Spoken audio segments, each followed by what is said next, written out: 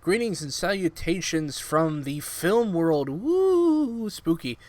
Today is going to be our first installment of the daily news, I guess, for film and whatnot. I give some of my opinions on certain things that are happening, and as you can see, the first thing we have up right now is the Criterion Collection Godzilla, the Showa era films, 1954 to 1975. This was recently announced by Criterion to be the spine for number 1000 in the Blu-ray collection. Now, for those of you who do not know, the Criterion Collection is a consolidation of films from all over the world as a means of preserving film. Not just artistic film, but just film in general that have become kind of part of the zeitgeist in both the mainstream and also in the independent scene as well. But recently they've been putting out Criterion editions for things like The Breakfast Club, Pan's Labyrinth, Princess Bride, tons of things, and this is no exception. This is a good way to celebrate 1,000 films in your collection.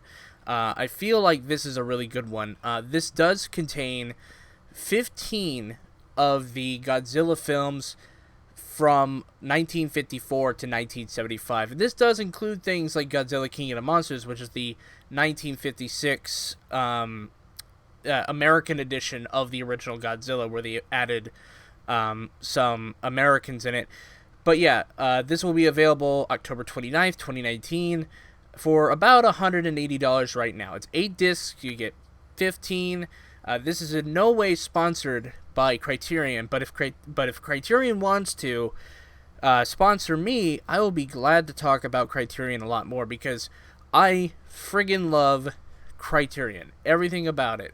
I wish I had more money to spend on the collection, because they are a little bit expensive, but they do offer a premium experience for people who are cinephiles, who are ones who are looking for the behind-the-scenes process of films. Like, these usually come with a ton of bonus features, like documentaries or even trailers and whatnot, that give kind of a historical context for a lot of the films that they put up on their service. And I do believe this is going to be probably the one that a lot of people are going to go out to go grab. But yeah, as you can see, there is 15 films in this set. So the first one you get is 1954's Godzilla. The sequel, Godzilla Raids Again. King Kong vs. Godzilla. Mothra vs. Godzilla. Ghidorah, the Three-Headed Monster. Invasion of Astro Monster. Ibira, Horror of the Deep. Son of Godzilla, which a lot of people have made fun of. Destroy All Monsters, All Monsters Attack, Godzilla vs. Hedorah, Godzilla vs. Gigan, Godzilla vs. Megalon, Godzilla vs. Mechagodzilla, which a lot of people are looking forward to in the Monsterverse, and Terror of Mechagodzilla. So yeah, this is a pretty extensive set, I will say that. And if you are in the market to try to get the Blu-ray updates for a lot of the Godzilla collection, like right now in Walmart and tons of other different retailers, they do have what is called the Godzilla DVD collection, which has, I think, 8 films or 10 films, I'm not entirely sure. But if you are a huge Godzilla fan, I highly recommend something like this. I think this would be pretty cool, honestly. And the specs for this release are really good too. So, you have 8 special edition collector's set. It features high definition digital transfers of all 15 Godzilla films made between 54 and 75, released together for the first time with uncompressed monorail mono tracks. I'll just call it mono tracks. High definition digital transfers of Godzilla King of the Monsters, the 1956 US release version of Godzilla, and the 62 Japanese release version of King Kong vs. Godzilla. It'll have audio commentaries from 2011 on Godzilla and Godzilla King of the Monsters, featuring film historian David Kalat. International English language dub tracks for Invasion of Astro Monsters, Son of Godzilla, Destroy All Monsters, Godzilla vs. Megalon, Godzilla vs. Mechagodzilla and Terror of Mechagodzilla. Directors Guild of Japan interview with director Ishiro Honda, conducted by director Yoshimitsu Banno in 1990. Programs detailing the creation of Godzilla's special effects and unused effect sequences from Toho releases, including the story on monsters. They have a new interview with filmmaker Alex Cox about his admiration for the Showa-era Godzilla films. New and archival interviews with cast and crew members, including actors Ben Furuya. I am going to seriously trigger some people today. Setsugatoshi Kamada, this name right here, Haru Nakajima, and Akira Takarada, and composer Akira Ifukube, and effects technicians Yoshido Iri and is it Izo or Elzo? No, that's an I. Izo Kamai. Kamai? I fuck every name up. I'm sorry. I am so sorry. Interview with critic Tato Sato from 2011. The illustrated audio essay from 2011 about the real life tragedy that inspired Godzilla.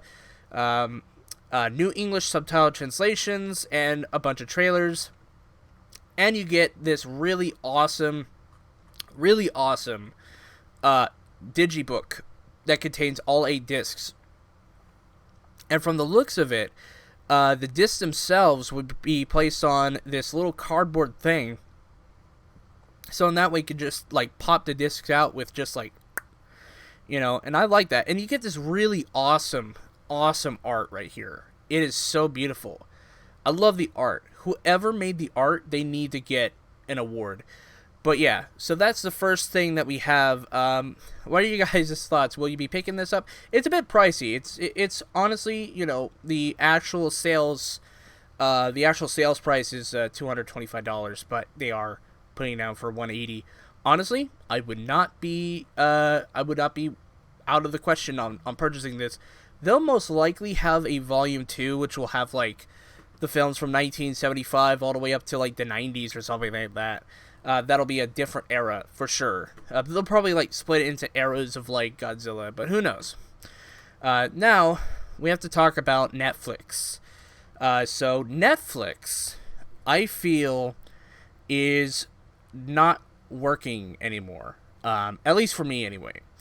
And there was a question that was posed on the John Campea show, which I do watch. I don't always agree with him, but there was this discussion that was had about Netflix and the way they do their streaming, and I honestly I do agree with the actual claims here.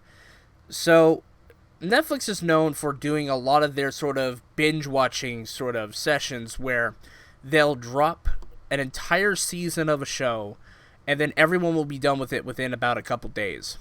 And one of the examples that John brings up is Stranger Things. Now, I've seen Stranger Things. I haven't done a review on it yet, mostly because I don't think there will be anyone that really gives a shit because it's been out for 3 weeks now. It's almost the end of the month, by the way, and it came out Independence Day, and there's not a lot of people that are really talking about it.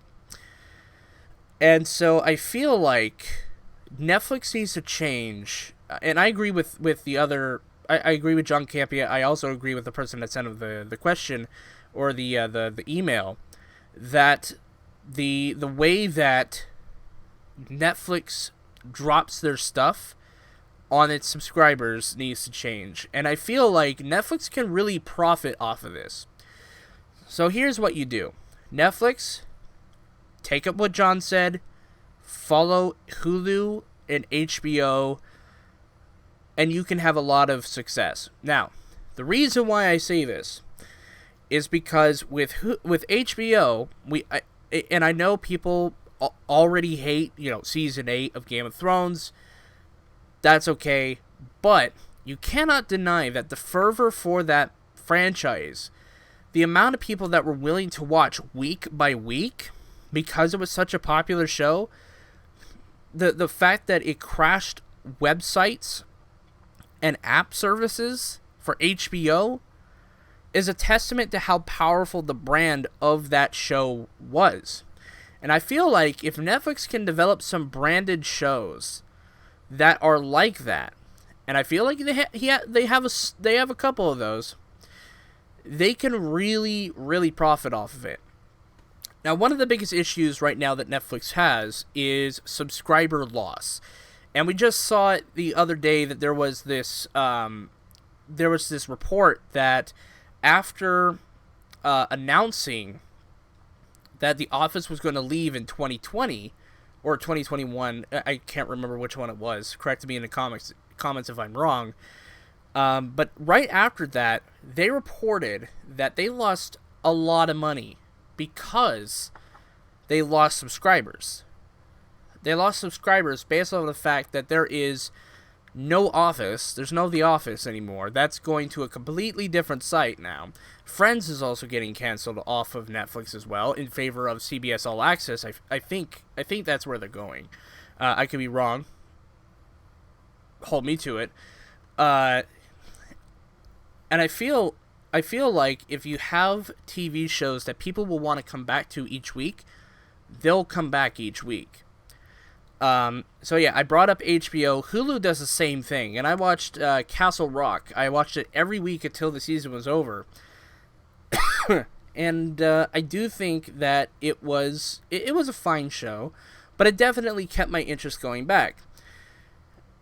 Now, when it comes to the actual permanence of these Netflix shows, I feel like Netflix could really benefit from the fact that if they were to release episodes weekly, they can generate more social media buzz, and they could possibly get more viewers as time goes on. Think of something like the House on Haunted Hill, right? That TV show was, bar none, really friggin' awesome. It's a really fun, scary, and downright dour show. But people really loved it. Now, because that show was a full season drop, you have the spark of interest, which is like right here. And then, you get that spike. And then after everyone's seen it, it just completely drops. And not a lot of people rewatch a lot of the seasons. Unlike things like The Office, of course. So I feel like not only would Netflix be able to sustain the amount of people that watch the show by releasing episodes weekly, but there is a possibility, because of word of mouth and because people can actively talk about it each week, you could possibly see more and more people talking about that show. And it's something that really, really drove up, a lot of people with, HBO, and eventually Disney Plus is going to be doing the same thing. Now, another added benefit of this is that for people who do binge watches, it's incredibly unhealthy. Incredibly unhealthy. To sit there for 8 to 12 hours and just watch an entire show is definitely not entirely healthy. And that's why some people choose to kind of push each episode. It's kind of like, okay, we're going to watch this episode today, and then we'll watch the next episode like in 2 days or something like that. I feel like you can have a sort of return to form with television with this concept called watch parties. Now, the modern consensus of like watch parties is that, you can watch the entire season at a watch party. No. This is how you continue the watch party. If you have a weekly show, you could be like, hey Jerry, you want to come over Friday night to see, I don't know, Big Mouth Season 4? I don't know. Just like any big name Netflix show, right? You can reinvigorate this notion of a community event for like friends and family that like come over to someone's house and just watch the show, right? There's plenty of places where you could do watch parties. Plenty of places to do it. And I feel like, nowadays we're kind of missing that. Not a lot of people do watch parties for TV shows. Some people do.